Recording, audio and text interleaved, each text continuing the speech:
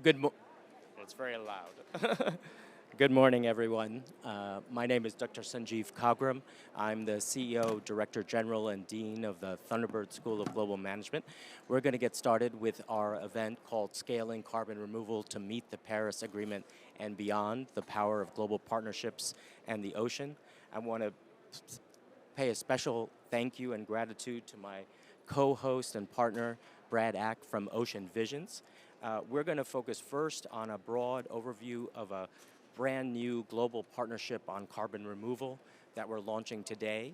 Then we'll have a deep dive into oceans as a critical mechanism and set of methods for carbon removal. And then we'll go back up to the larger picture of the partnership and a series of activities and programs we are launching and continue to advance. A little bit about my background, why this is so important to me. Forgive the US accent, but I'm a refugee from Idi Amin's Uganda for a long time. I've been working in the field, launched the World Commission on Dams back in the 1990s, all the way to the Global Partnership for Sustainable Development Data around the SDGs in 2015, the largest global partnership launched around the UN goals. All the time it's been about catalyzing scaled impact and innovative action in an inclusive, socially just, environmentally just manner.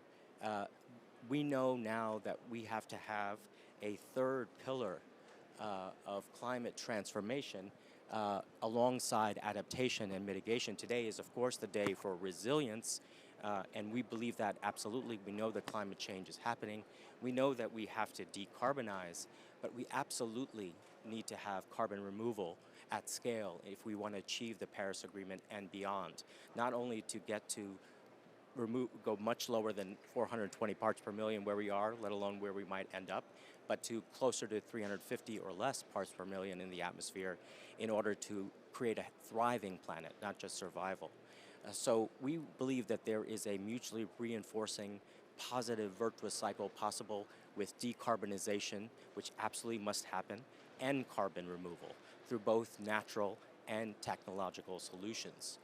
As you see here, in order for us to do this, we have to be working together in tandem to get to net zero and beyond. And the key here is that we have to be more bold and ambitious, and these have to work together. We have a set of principles for carbon removal worldwide, and this is where I'm going to stop before passing on to my wonderful colleague, Ambassador Amanda Ellis from the ASU Global Futures Lab, who has been our partner in launching this initiative. As you can see, the principles are very clear: durability, performance, social and environmental equity, absolutely central, transparency, and inclusivity.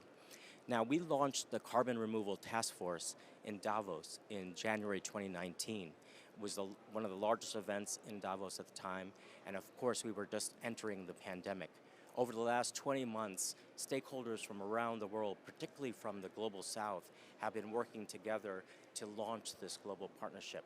You're going to hear from the governments of Kenya and Colombia, but also stakeholders from other sectors that are all working together, the private sector, civil society, again, driven from the Global South.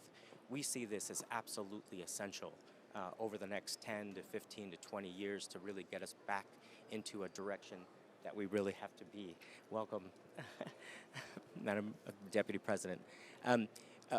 Let me pass it over to Ambassador Amanda Ellis to share a little bit about Thunderbird School of Global Management was founded in 1946. We have 15 centers around the world, 50,000 alumni. Our commitment is to a world of sustainable, inclusive prosperity, launching the Global Carbon Removal Partnership with our great partners at Arizona State University. The Global Futures Lab has been a critical part of our contribution. So let me pass it over to Ambassador Ellis. Thank you so much, Sanjeev. E ngā mana, e ngā reo, e ngā rangatiratanga. Tēnā koutou katoa. Greetings in Māori, the indigenous language of my home island, Aotearoa, New Zealand. This partnership is all about Sustainable Development Goal 17, and we are so lucky to have Sanjeev, who really is one of the global experts in creating and scaling partnerships, to be leading this initiative with us. Indigenous wisdom is also an important element of the work. I am here to tell you how excited the ASU Julianne Wrigley Global Futures Laboratory is in supporting this partnership, and to describe a couple of the practical initiatives that we have. First, a Center for Negative Carbon Emissions, which is led by Dr. Klaus Lochner, who many of you will know wrote the Nobel Prize-winning IPCC paper, along with many others, back in 2007, and has really been at the forefront of direct air capture. We have a mechanical tree going up on campus soon, so we invite you all to come to the campus in Tempe and see that, taking carbon out of the atmosphere. Second, we have a big project on certification. And as many of you will know, the carbon markets are really ramping up at the moment with the net zero targets, which is an exciting thing. And to make sure that the certification is valid, we have a program on that. And finally, a Climate Solutions Center in Hawaii, which has just been stood up. Lots going on. You have a brilliant panel of people to hear from, and we are so thrilled to be part of this initiative. Thank you so much, Sanjeev. Thank you so much, Ambassador Ellis. We are the joint secretariat of the Global Carbon Removal Partnership between the Thunderbird School and the Global Futures Lab at Arizona State University. A major leader in advancing this task force and now partnership has been the government of Kenya. I'm going to pass it over to my great friend and brother, Philip Tigo, who has been a senior advisor for the government of Kenya. We want to welcome Her Excellency, Madam Ruto. Thank you so much. All protocols observed. Thank you so much for all your support. And please, Philip. Good morning, and thank you so much for welcoming us into this panel.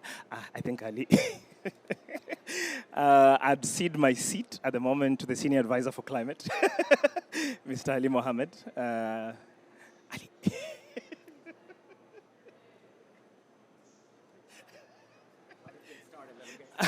Sorry, he has to settle. There's actually an Africa Ministerial meeting, so thank you so much, Ali, for stepping out of the meeting and joining us in this conversation. So as you know, the government of Kenya, we call Kenya the climate capital of the world. We host, of course, the two UN headquarters in the Global South, the United Nations Development Program and the United Nations Center for Human Settlements. So this resolution for us was a no-brainer.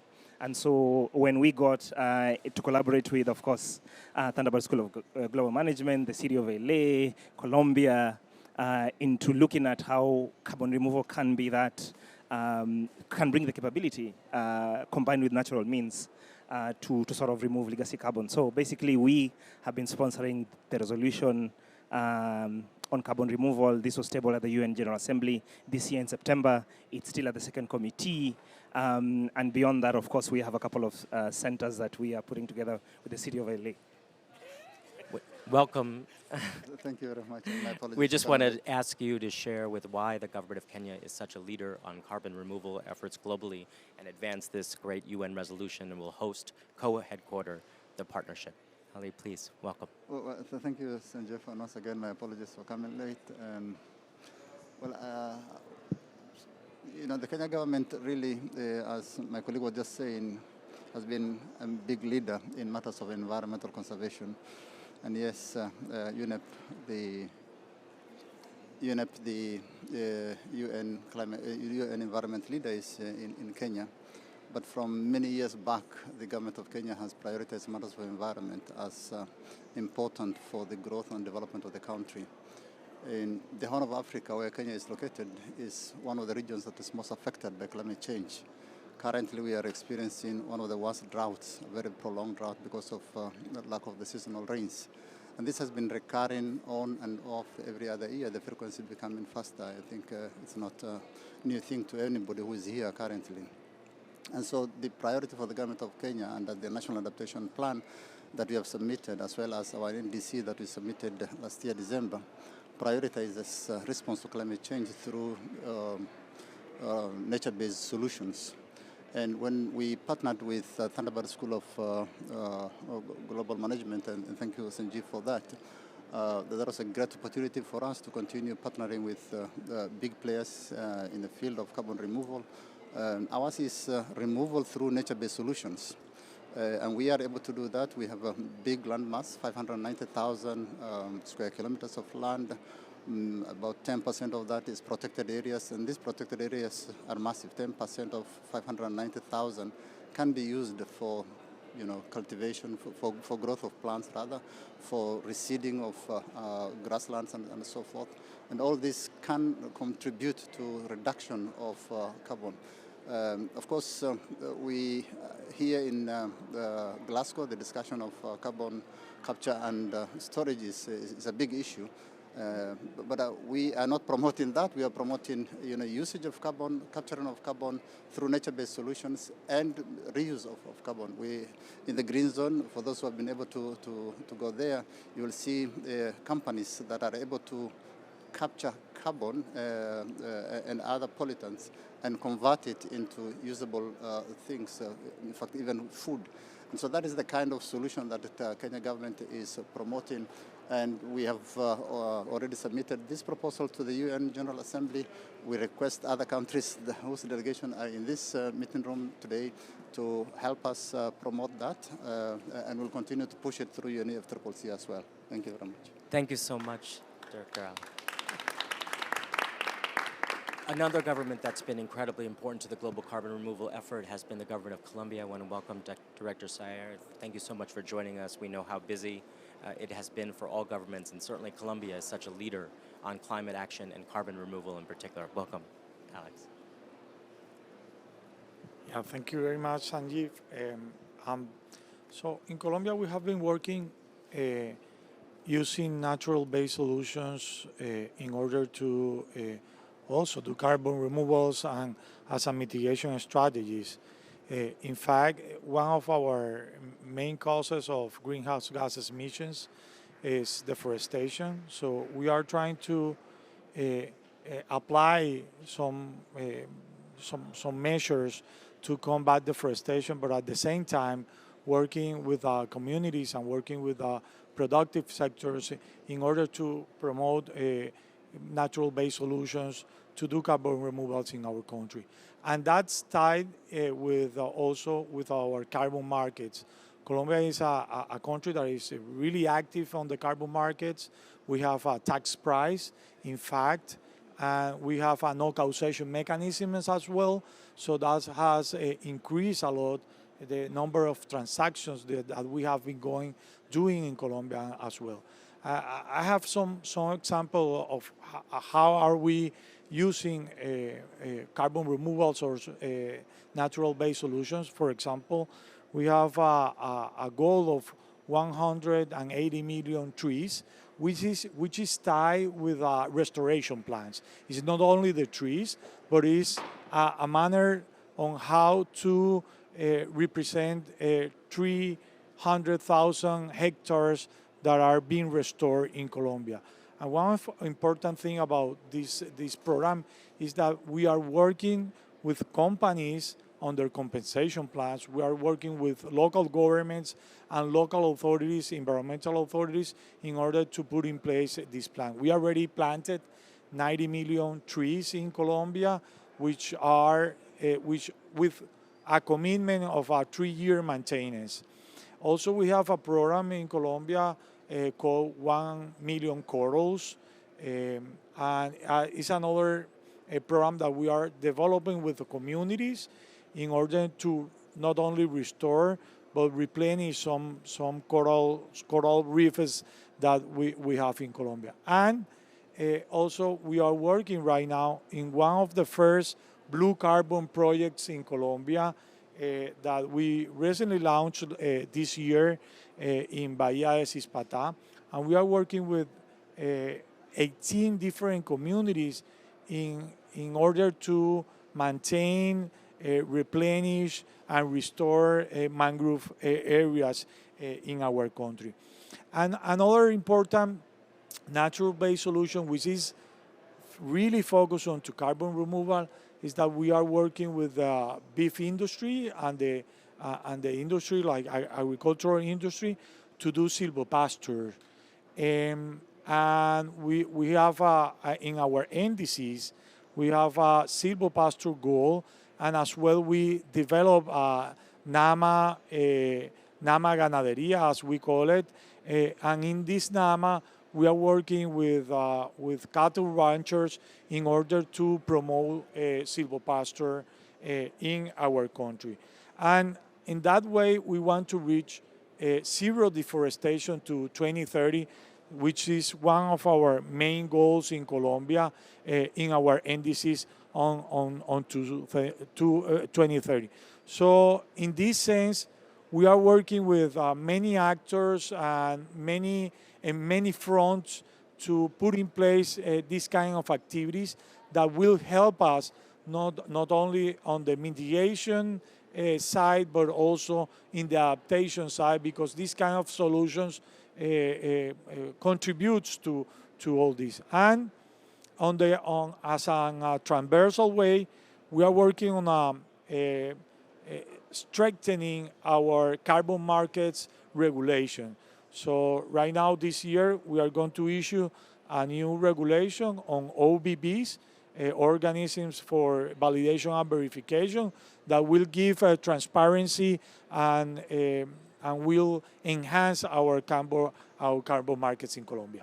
Thank you so much, Director Sayer. So I think you hear from our government leaders in Kenya and Colombia, the Global South is really leading the way and must lead the way in terms of global climate transformation and particularly carbon removal, that decarbonization, adaptation can be done hand in hand with carbon removal. They don't have to be mutually exclusive.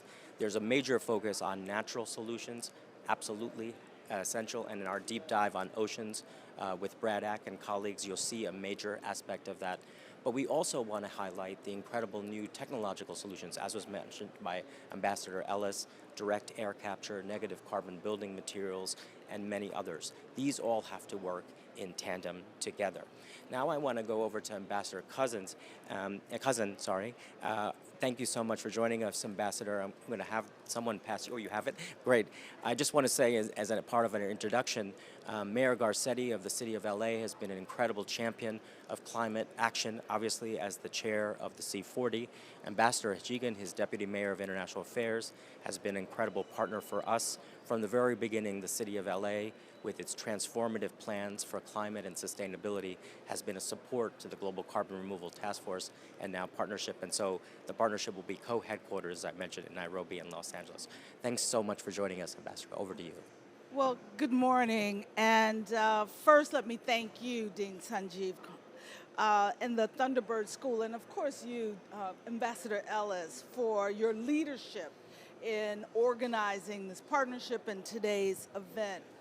My name is Earthren Cousin, and I'm the former U.S. Ambassador for Food and Agriculture and the former Executive Director of the World Food Program. And I know some people would say, what is Earthren doing here talking about energy and carbon removal? Because the reality of it is, we don't have the choice of doing food and agriculture, transportation, and energy. We must do it all simultaneously in order to address the challenges of reducing greenhouse gas emissions and achieving the net zero goals that we all look forward to working together to achieve. I sit on the board of the Angelino Group, a pioneer in providing growth capital for next generation energy and climate solutions. The Angelino Group is based in Los Angeles, California, and was founded in 2001, and it's one of the largest private equity firms dedicated to clean energy and sustainability investment in the United States, making growth investments for a global scale. Our strength is rooted in what Los Angeles is doing to reduce emissions and transition to green and a just economy.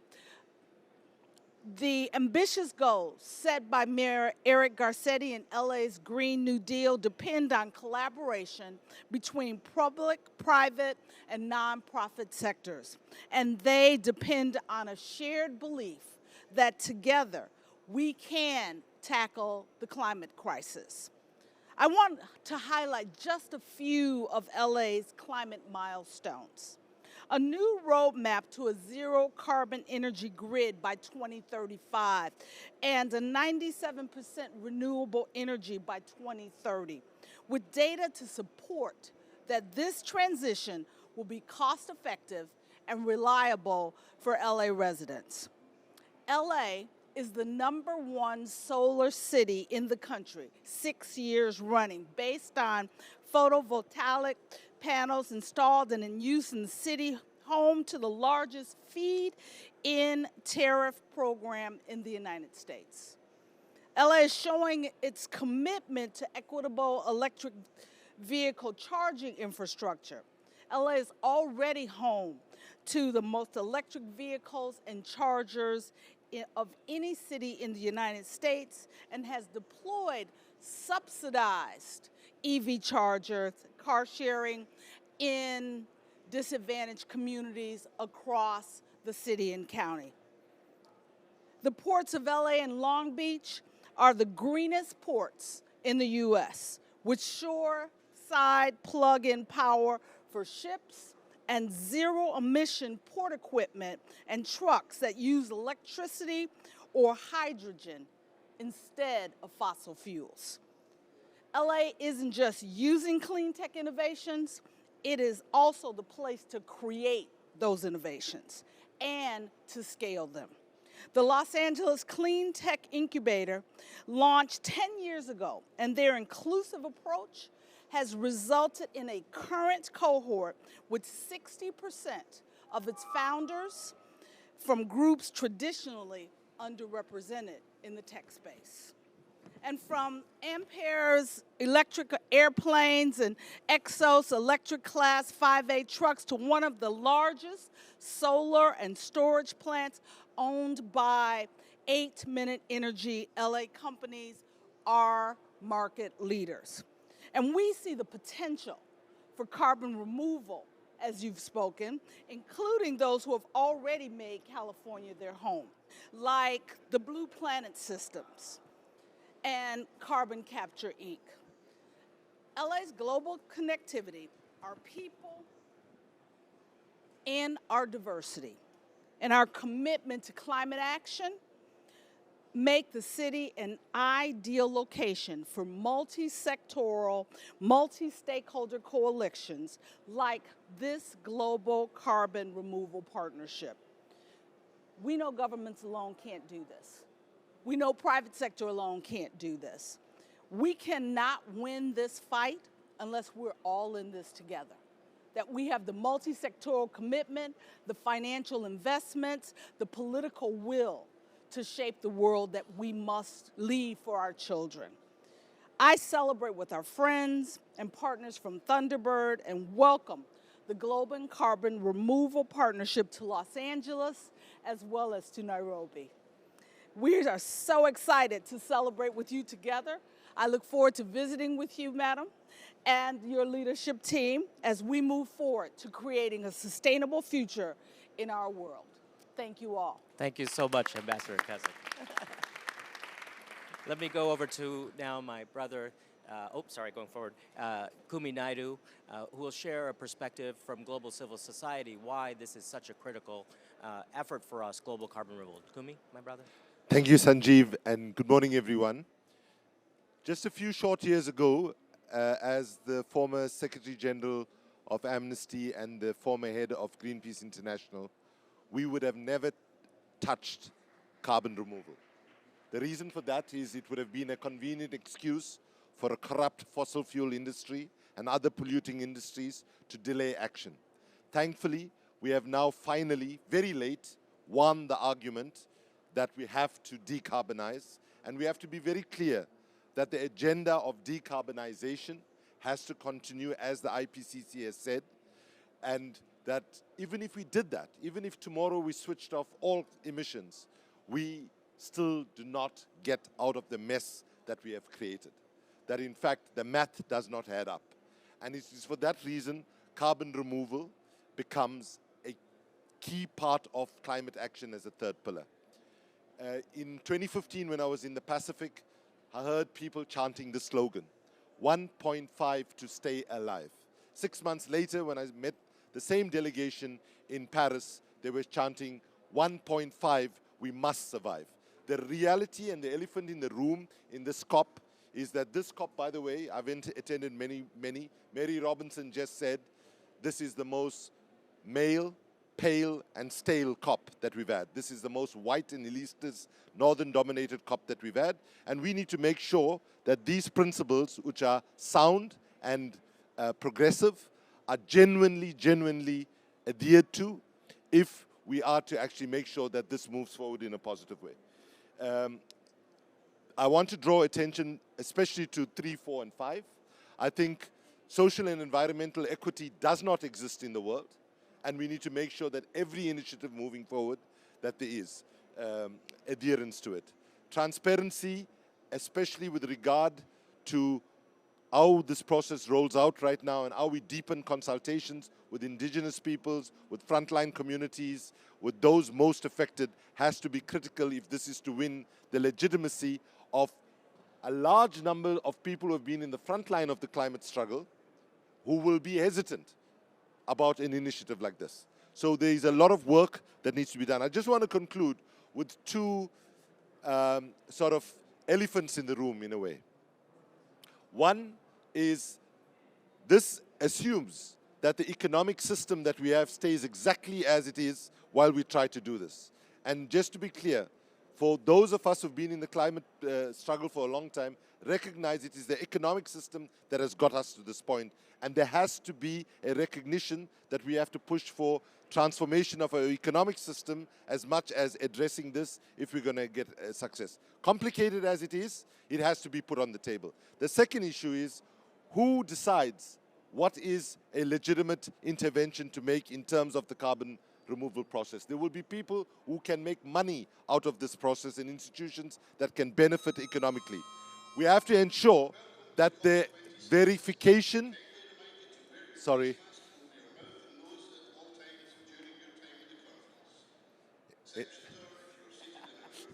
sorry. Take your time, Kumi, don't worry. Let's get them going. Sorry, in the old days, if that happened to you when I was an activist in the anti-apartheid struggle, you would say that the intelligence agencies have just intervened. So let me just say, I think there will be many ideas, and we hope that this initiative here will generate and create an enabling environment for much more innovation, creativity, new things that we don't even know about just yet, right?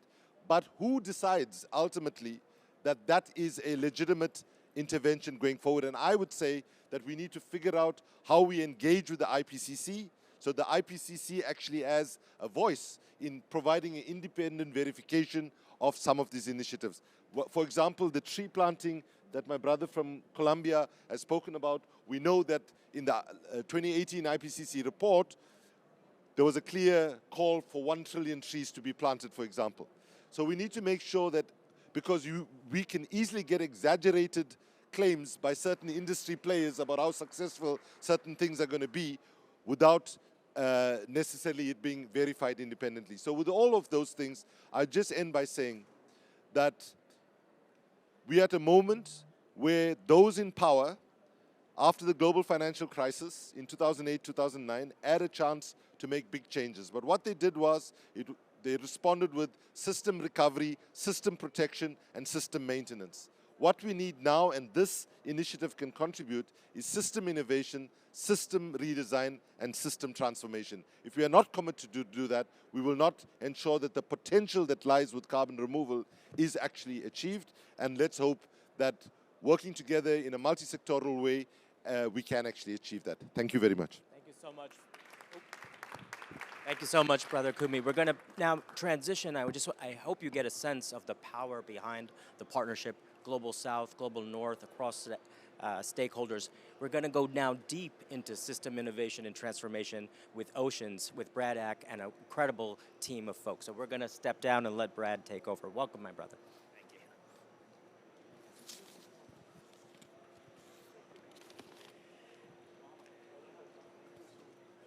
Thank you. If Margaret and Kilaparti and Anna Marie can come forward, please. Well, that was an awesome introduction to the Global Partnership for Carbon Removal. Clearly, we have a broad-based coalition of organizations and entities that are interested in carbon removal. We know we have an enormous mountain to climb for carbon removal. We are literally talking from the IPCC between 100 to 1,000 gigatons of carbon must be removed through the course of this century to have a chance of reaching the 1.5 goal. If we want to do better than 1.5, we're going to have to take out more. So we are going to need many new solutions to this problem. The capacity to remove carbon at that scale does not exist right now. Biggest plant was announced a month ago in Iceland, 4,000 tons. Okay, take that by 1,000, that's 4 million tons. And then another 1,000 would be 4 gigatons. We need between 100 and 1,000. So the question here on the floor today is, can the oceans play a role in helping with some of this carbon removal? And here I have a great panel with me to talk about that. And all of us are members of a consortium called Ocean Visions, which is essentially a partnership between some significant players in the marine, oceanographic sciences and academic space, coupled with private sector players, accelerators, investors, conservation organizations, and others. And our focus is really around the question of how do we bring new thinking and new technology and new solutions forward for some of these problems. And we're particularly focused on ocean-based carbon removal.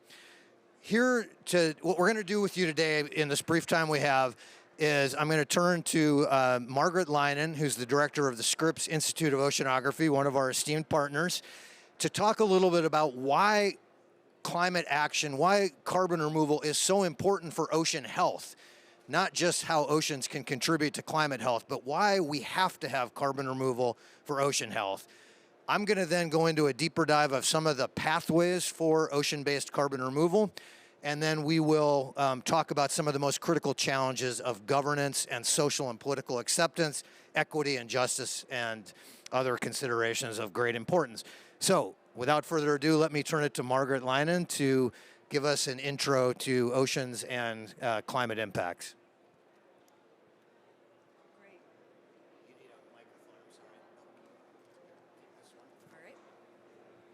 Great, thank you, Brad.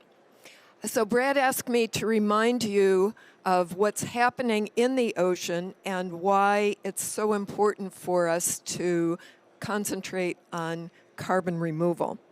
So most of you know that the first and most direct impact on the ocean is its uptake of CO2. It's currently taking up about 1/3 of the CO2 that's generated by our emissions. And that has a direct effect on the ocean because the CO2 dissolves in the ocean. And as a result of that, it very slightly acidifies the ocean. And for years, we kind of ignored this because the impact of acidification was so small. Starting in 2005, we realized that that was a huge oversight. We first demonstrated then that the foundation of ocean life, plankton, were being affected by CO2, and that it was making it more difficult for many plankton to make their skeletal elements as a result of the acidification.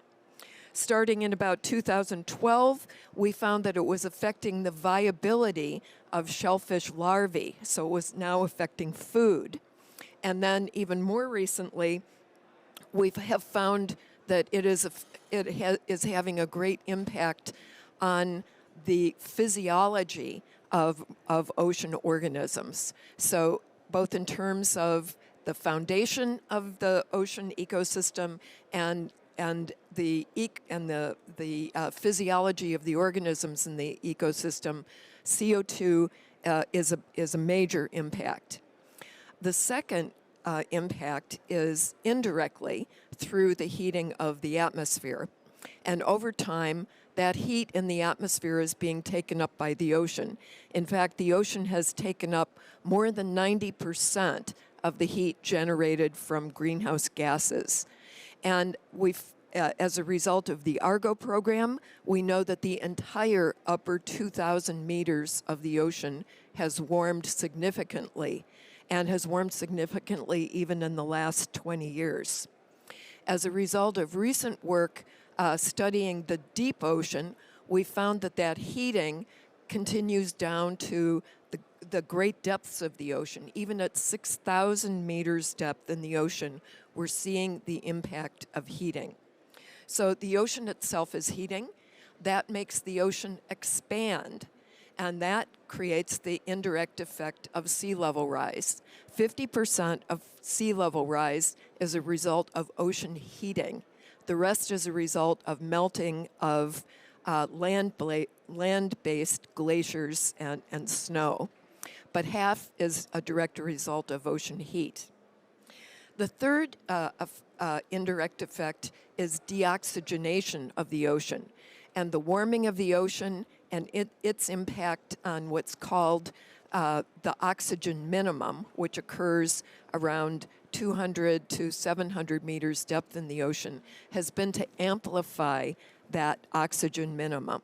And in places in the ocean, there's actually zero oxygen in that oxygen minimum. So it's created this huge niche of the ocean that has expanded to impact ocean life. So all of these are effects for not only ecosystems, but also for hazards for humans through sea level rise. Now, today's the Resilience Day at COP, and the oceans are very resilient. Oceans have been here when there was no oxygen in the atmosphere. They've been here when we had great glaciers. They've been here during times of great CO2 in the past. However, they were very different oceans. The life in them was very different, and the circulation of them was very different. So the resilience, the thing that we have to worry about is not so much the ocean, but us, because our entire civilization is based on the ocean of pre-industrial CO2. And so the great risk is not to oceans. They could change, they could be very different, but to us and our livelihoods, our food security, hazards, and all of these aspects. And before we go on with the rest of the discussion of nature-based solutions in the ocean, I want to remind you that most of the carbon on the planet is in the ocean in the form of bicarbonate. So most of these techniques look to enhance that dissolved bicarbonate in the ocean, which has plenty of capability of taking it up. Thanks, Brett. Thank you, Margaret. That was a great overview of climate impacts to the ocean. So the question really is, not only can we use the ocean to remove carbon, but can we actually restore the ocean, protect the ocean, replenish the ocean by removing and safely storing carbon? Because without getting that carbon out of the atmosphere, the oceans are going to continue to change in a way that is going to be very difficult for humans on the planet, not to mention all the life in the ocean. So Ocean Visions has been working on a series of what we call roadmaps for ocean-based carbon dioxide removal. It starts from a premise that we have to have a new climate action plan for us and for the ocean. We have spent the last 40 years on number one here, which is decarbonization. Frankly, we have failed. We have failed, and we see people in the streets in Glasgow reminding us that we have all failed there. We need to double down and get much better at that, but it's too late to rely on that pillar alone. We have to take carbon out of the atmosphere now. Our international scientific bodies are clear about that. We also are going to need to work on actually keeping ecosystems from tipping into different states, such as Arctic and coral reefs and others. We're not going to talk about that today. We're going to focus on negative emissions. I already mentioned the IPCC made it very clear all pathways that limit warming to 1.5 require massive, massive carbon removal. Again, 100 to 1,000 gigatons. 1,000 gigatons is 1 trillion tons of carbon. And 1.5 isn't good enough, right? We know we need to go past that, and that means we're going to have to even take out more. So what role does the ocean have to play? Margaret already mentioned the ocean already stores a significant amount of carbon, 50 times more carbon at the bottom of the ocean than in the atmosphere. So if you can manipulate that a little bit in a safe way, which we don't know yet for sure, but if we could, the ocean clearly has the capacity to store a lot of carbon. And what's interesting is that there may be significant co-benefits for nature. For example, taking carbon out of the upper layer of the ocean reduces ocean acidification. So it also can help restore habitat for fish and other marine life. Clearly, there's many less conflicts than on land.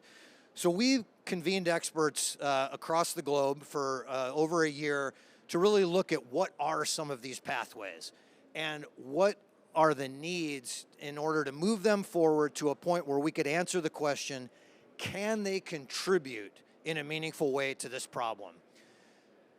There's a number of ocean-based pathways. I'm going to go into each of them very briefly. Anything that photosynthesizes in the ocean potentially removes carbon. So could be microalgae, could be macroalgae, any ocean plant. Then there's more processes that follow geologic approaches to carbon sequestration, which is interacting alkaline material with seawater. And then there's actually much more advanced technological approaches that are electrochemistry, essentially the direct air capture in oceans. So the first of these I'm going to focus on would include microalgae as well, but I'm going to just talk about macroalgae. It's basically large-scale cultivation of kelp, so inshore but also offshore, right? We have a lot of aquacultured seaweed near shore, but if we're going to get to the scales necessary for removal at the levels we're talking about, it's going to have to move offshore. So it's going to be a new set of engineering and technology challenges. But basically, once you grow the seaweed, you've got a variety of options for what you can do with it. You can truck it onto land and create products that permanently or for a very long time store the carbon. You can actually put the biomass at the bottom of the ocean and store it that way. There's a lot of work that needs to be done about environmental effects and about durability and additionality, but nevertheless, there's a whole range of opportunities around macroalgae. The second one is essentially accelerating the geologic processes in the ocean that already will recycle all this carbon that we've put in the air, but it will take millennia. This is an attempt to speed it up by interacting what are abundant minerals on the planet with seawater to essentially create more of those bicarbonates that Margaret was talking about through a fairly complex chemical process. But we know this works. This is not speculative. We don't know if we can do it at the scales necessary, and we don't know what the impacts will be when we scale it, but we know that it's a pathway for carbon removal. The last one is electrochemical, which is basically just think of the direct air capture equivalent in the ocean. So you're using electricity and membranes to remove carbon out of seawater where it's much more abundant than it is in the atmosphere. So potentially, electrochemical approaches could be very effective in the ocean because there's more carbon to capture than in the atmosphere. So all of these require a lot more work, and that's what we did with these roadmaps. So this is, if you go to the website, oceanvisions.org/roadmaps, you will see this, this home screen.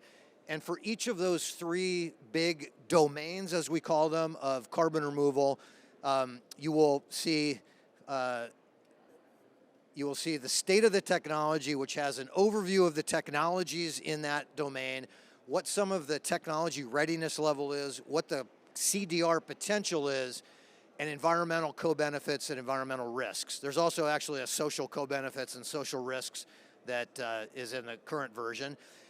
You will then be able to also click on what are the gaps and needs. So what do we have to do to build out these areas? And that's including things like engineering, like science, monitoring and verification. And then last and most importantly, what are the first order priorities? And again, this was crowdsourced with a lot of scientists and practitioners and government officials and others to try and determine what are the most critical next steps to answer the question, will ocean-based pathways be able to contribute to carbon removal at scale? And can they do that in a way that is less harmful than the illness that we're facing right now from an excess of carbon, right? It has to be less harmful than the path that we're on. So one of the maps is, there's the 3 technology maps, and then there's 2 maps on cross-cutting issues. One of those cross-cutting issues, which is absolutely the critical, is around social and political acceptance. These are novel concepts. There are very strong constituencies concerned about the oceans. I've worked in ocean conservation for 30 years, so I'm part of that. But nevertheless, there's a whole series of issues that have to be addressed. Governance and social and environmental acceptance among the lead on that. And so I have 2 very esteemed panelists to now help me talk about these topics. First, I'm going to turn it to Kilaparti Ramakrishna, who has an illustrious career with the UN. He has advised the director of UNEP. He has been a senior advisor to the head of the Green Climate Fund, and he's been part of the senior management of the UN for some time. He actually started his career at one of our partners, the Woods Hole Oceanographic Institution. He's now back at Woods Hole to advise the director there, and I would invite you to talk about some of the challenges with governance and the opportunities, if you would. Good morning. Thank you very much, Brad. I appreciate the opportunity to be here and to speak to you about this. Those of you that are interested in oceans and their role in providing solutions to the climate crisis that we face probably know for a long period of time that they are connected, inextricably and importantly connected, and we need to do something about it. But those of you that are in the negotiations probably don't realize that. This is one of the biggest tragedies. As Brad mentioned, I worked with the UN system. I was in the drafting of the Framework Convention on Climate Change. But until the Paris Agreement, there is no mention of the oceans in the agreements that we have. You don't get that sense when you look at what is happening, in the outside arena. If you look at the IPCC special report on oceans and cryosphere, it clearly talks about in the high emission scenario, 60% of the oceans is going to be impacted by what we are doing to the climate change. In the low emission scenario, about 30% of the oceans is going to be connected. The question of the role that oceans play, and particularly the carbon dioxide removal, is a no-brainer. When you think about it, the international system, particularly the negotiations that are going on, don't really capture that connection. They did not do that with forests in the beginning. They did not do that with the adaptation in the beginning because they wanted it to be just emission reductions that they could measure and monitor and verify and so on and so forth. All good, but given the crisis that we are facing, we cannot afford to miss out on any solution, and particularly the vital role, as you have heard from both ASU and Ocean Visions, and my colleague from Scripps, is absolutely vital. And then so we need to think about that, very carefully. The last point that I want to make is one of the things that is being said about CDR is like it is just some crazy bunch of scientists talking about this. It is not widely known. Far from it. The National Academies of Sciences in the United States have conducted reports. There's another that is going to be released this month, I believe. There is quite a lot of studies that are there that tell us exactly what the implications are, and it's time for the world community to pay attention to that.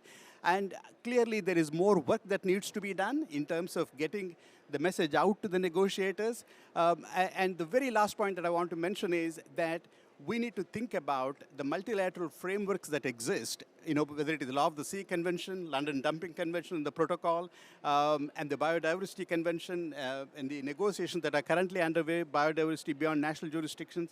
We need to bring all of them in sync with what the climate goals are seeking to achieve. And unless we do that, we are going to be missing out on not only the biggest opportunity, but as Margaret talked about, the damage that we would be doing to the oceans and the impact that they would have on humanity would be irreparable and something that we cannot afford to take on. Thank you. Thank you very much, Rama. So you'll see at the bottom of this slide that one of the key obstacles is underdeveloped regulatory and governance structures. And we clearly need to insert this topic into international negotiations like the one we are at today. There is almost no discussion that I'm aware of at COP26 about ocean-based CDR other than this event. I hope there's others. We welcome the government of Kenya's contribution to the resolution for carbon removal. That is an important step in moving this forward so that governments begin to talk about these pathways and create enabling regulatory frameworks for the testing and development. There's also a whole series of environmental issues that have to be studied and have to be questions that have to be answered. Nobody wants to move forward to do anything that would be worse than what we face. Here to talk a little bit about some of the environmental concerns is our final panelist, Anna Maria Laura, who is currently the head of climate policy for the Ocean Conservancy, but she also has served in that similar role at RARE, both of which are U.S. conservation organizations, and she advised one of the most climate and ocean literate senators in the U.S. Senate, Sheldon Whitehouse. So, Anna Marie, please take away. Thanks, Brad, and thanks for having us here. I think this conversation is really important to remember the context of how the ocean protection movement began, which was to counteract this idea that the ocean could handle whatever we took in and that we could take whatever we want out of it. And that just ended up not being true. There were consequences to our activities. So then we started managing these resources and permitting and restricting who could take what and when. And that also led to sort of a privatization of a lot of the resources, where the benefits of access and utilization accrued to only a few. And so it's really within that context that we find the ocean community and a lot of the environmental community preaching a precautionary approach when we talk about some of these solutions, including CDR. And there are really good reasons for that, and we have learned a lot, but that is part of where it's coming from for good reason. Then the other reason that that we do need to proceed with caution is that, as Brad has already mentioned, we're not sure about the mitigation benefits. So when the solutions that are being put forward, the scale that they may need to be implemented is really a system scale or an ecosystem scale. And when we're not sure about mitigation benefits, then it is with caution that we need to proceed, because we cannot afford to get this wrong. When we talk about the climate solutions that are on the table, we don't have a lot of time. We need to act quickly. And so we want to invest and double down on the solutions that actually achieve the mitigation potential, the mitigation reductions that we know we need. And so that means we need more science and research, and we need it very quickly to understand the mitigation potential, to understand the environmental consequences and risks in a more robust way than we currently do. And if we can get that science and research going now, then potentially when all of the good commitments that are being made here and throughout the end of the week, we hope, start to be achieved, we will also be ready to come in with some science-based and environmentally just and socially just solutions. And then just the third thing is that the fact that there are these net zero commitments, and we've heard a lot this week, means that an emerging carbon market is coming, and that can be a really good thing to catalyze the science and research that we need. We also just need to remember that markets attract interests that may not be aligned as much with their climate goals as they are with their profits. And we've also seen that in the past, and so that's another reason that we need to really think carefully about who the benefits of a new market accrue to, who gets to participate in that market, and who makes the decisions. And that one of the solutions, if we're going to go forward, is making sure we view this sector in particular through a justice lens, starting with the science, who does the science and where is it happening, all the way through to decisions about pilot projects and scaling up, all the way through the end. And so it's really, this needs to be a justice lens. We need the science if we're going to move forward, and we need to make sure that we think carefully about who the benefits of a new market will accrue to. Thank you so much. That was an excellent, quick overview of some of the most critical challenges that we have to deal with here. These roadmaps lay out all of these opportunities. They are actually like wiki sites. You can sign up to be a contributor. You can actually put projects up. They're designed to be the place where we work together to move ocean-based carbon removal forward in a way that is equitable, that is transparent, that is science-based, and where we make the right moves at the right time. So thank you all, and we're so excited to be part of the Global Partnership for Carbon Removal. Ocean Visions is one of the founding members. We look forward to working with the governments involved and all of the other players in collectively moving this field forward. So hopefully at COP27, we'll have a whole day on carbon removal, and we'll actually start to talk about real commitments of real resources, human and financial, to move this. I want to now turn it back to my dear colleague Sanjeev, who's got a couple of final announcements before we close out the session. Thank you so much, Brad. We're going to have, if I may ask the panelists to switch. We're doing our little tango here, a little dance. I want to just thank Brad for his incredible leadership, our incredible panel. I'm going to ask our delegation from Kenya, the Principal Secretary, Madam Ruto, please, if you could join us at the front. Ali, I just want to remind you again that for us, we are launching here very quickly. This is probably too much. I'm going to go back here. The Global Carbon Removal Partnership. We're so pleased, Ambassador Ellis. And we have been working for 20 months with incredible partners like Ocean Visions to advance the natural and technological solutions, the hybrid solutions as well, for dramatic carbon removal worldwide. In this effort, the government of Kenya has been one of our anchor, if not the most important anchor partners, and their leadership has been incredible. We've talked about the UN General Assembly resolution that's moving forward. As you can see, we have a comprehensive approach here, including leadership awards, a knowledge base, very much the policy and governance frameworks that were just discussed by our Oceans panel, as well as creating the markets for both natural and technological solutions, as well as financing. We have the principles. We have a set of work on carbon removal pledges. We need to go beyond net zero to net negative and carbon removal now. Net zero is not enough for companies, governments, societies at large. We have an active work with, again, our Global Futures Lab and partners around the world on really creating a unified approach to certificates of carbon sequestration and certifying buyers' alliances to ensure that we reduce the costs and increase the supply of solutions that are going to remove carbon from the atmosphere. So if you think about all of this together, what we are launching is the Global Carbon Removal Partnership with a multi-stakeholder advisory board. Of course, the government of Kenya. We hope the government of Colombia, we've been working closely with them.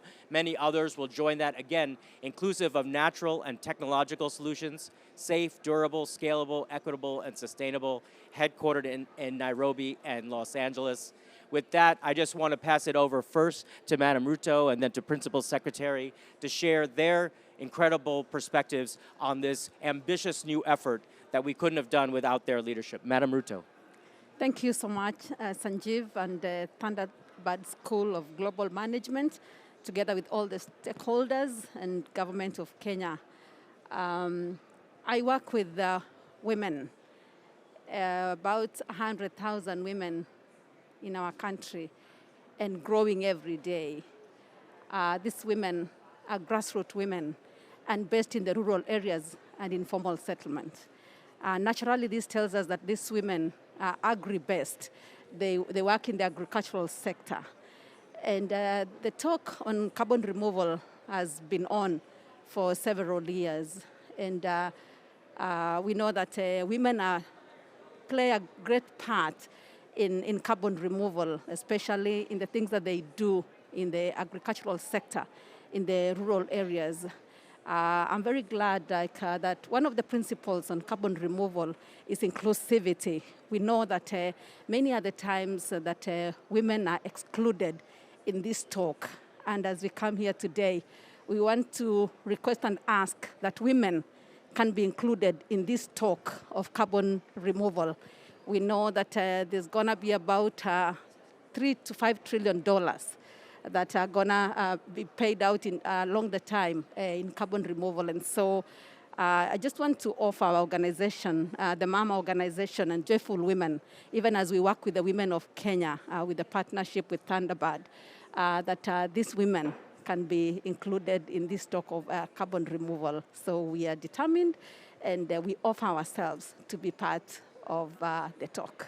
Thank you. Madam Ruto, you are our champion. The women of Kenya and the women of the world are our champions. Over to you, Principal Secretary. Thank you very much, and good to be here. Negotiations are going on elsewhere, so I need to join them. But I just wanted to be here to register the presence of the Kenya government here. And just to say that we are happy, Nairobi is going to be the host for the global partnership. As you know, Kenya is a leader on matters environment. We host the UNEP, and our credentials also on areas of mitigation speak for themselves. If you look at our renewable sector, the energy sector, over 90% of our energy is green. It is clean, and therefore, we are targeting to be 100% green by 2030. So we want to make sure, and we have already submitted our NDC for the next 10 years. We are going to be implementing our climate change mitigation and adaptation. It's going to be a lot of money, $62 billion, $18 billion for mitigation, 44 for adaptation. So if this can be part of helping that goal, that would really be great. Otherwise, I really don't want to say more than that because my team from Kenya will say more than that. Thank you very much. Thank you so much, Principal Secretary. If we could go to Ali for one final set of words before we go to Kumi and Ambassador Thank you Ellis. very much, Sanjeev. As I said earlier, and the Principal Secretary said, Kenya is a big player in matters of environmental conservation. On carbon removal, I said earlier that we have a huge tracts of land at the national protected areas that previously have just been known for safaris. But we're now working with the U.S. organizations, the U.S. aid and other private sector to convert this into huge carbon sinks and to pay for themselves. And we're working with them. Hopefully, we will be able to conclude the Article 6 negotiations here so that the markets can start now generating the resources that are required for adaptation and so on, for adaptation and mitigation. And so we'll use our forests, our protected areas, to convert them into huge sinks and bring benefits to the local communities and to the country and to the globe. Thank you. Thank you so much. I'm going to pass it over to Brother Kumi for final words. Albert Einstein once said, the definition of insanity is doing the same thing over and over again, expecting to get different results. We need to be bold, innovative, inclusive, and courageous in actually exploring additionality to the current two pillars that we've had of mitigation and adaptation that sadly have not yet delivered anywhere close that we've wanted. But to do so in a way that wins global public support is critical. And so as this partnership evolves, we need to make sure that those that are suffering most as a result of current climate impacts, their voices need to be heard in this process, that those that benefit directly from the different initiatives are those that currently suffer the most. And if we have that principles in our mind and we explore and implement each of those 5 principles in it with absolute seriousness, earnestness, and commitment, I believe that carbon removal can give the possibility for Kiribati, for example, known mostly as Kiribati. But Kiribati, for example, already has had to lease land from Fiji in preparation for the entire population to be relocated there. Sadly to say in conclusion, that far too many powerful and rich countries in the world have basically taken a view for some time now that those people in small island states, least developed countries and all, are dispensable and it's fine if they just disappear. Carbon removal offers us a possibility for those communities to be able to be given a chance for survival. And for that reason alone, I would say, we have to give this the best possible shot we can. Thank you very much.